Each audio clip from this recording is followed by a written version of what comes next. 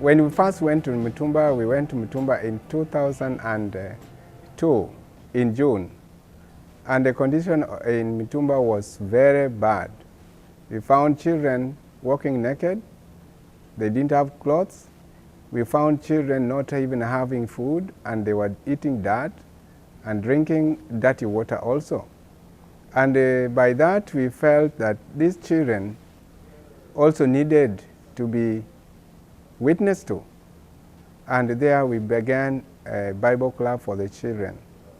And by that, we found that these children were too poor and they do not have food. So we had established a feeding program. And the feeding program, we had 2 meals a day for these children.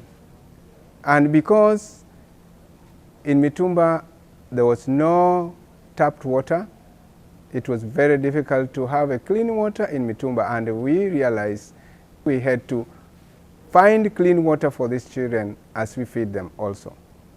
And when we realized we just feed them without education, that's when we found that it was very important to have a school for these children.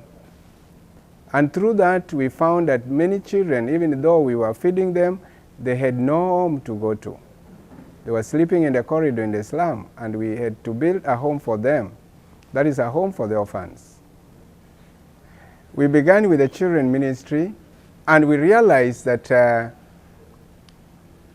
Mitumba Slum, it was an unreached area. And we realized that these children, even when we brought them into school and we are feeding them, there was need for an extension ministry, and we had to have camping ministry for these children. And during the holidays, school holidays, we could take them for 1 week out for the camp. And here, after they have learned so much from the camp, they come back and they start witnessing to their parents. We found that parents had interest in which they wanted to go to a church, and there was no church. And now we had to establish a church. And through that, their families also started coming to church. And that's how the church became established also in Mitumba. We established a medical clinic in Mitumba because we realized the health is not very good with the children and the condition that they were living in. So in this, we have a frequent doctor visiting, Dr. Charles, and also we are working together with the Medical Research Center to bring doctors, and we have the cooperation of the exchange program whereby the doctors come from US, and they also have a medical camp in Mitumba. These are the early morning scenes at Mitumba slums around Nairobi's Wilson Airport. How Mitumba was destroyed. Saturday morning, the 19th of November, the bulldozer came and destroyed, flattened every building in Mitumba. And here we had the children's home was destroyed, the church was destroyed, and also the classes and the clinic was destroyed. We had to find a quick solution for this. Where can we take our children? Where can we take the orphans? A neighborhood pastor hosted that. We had to rent a compound of the church, and we had to resettle the children for the school. And in the neighborhood, the estate, we had to rent a house for the children to settle them for the children's home we had already established there. And also we had to have, in the children's home, we had established a church. So that's where we have the church, and all these 3 ministries, the children's home, the church, and also the school, was able to resume again after the destruction. Now we want to buy a 10 acres of land, and this is going to be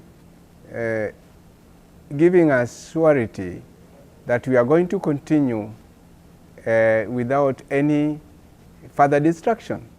If we go and rebuild in Mitumba, we don't know whether it will last. So we want a 10-acre land where we can establish these ministries. We want to build a school, a church, an orphanage, and a clinic, where we know that it will last. The 10 acres of land that we will acquire will become our base, whereby we can serve the people of Mitumba and other slums in Nairobi. Who will save the children?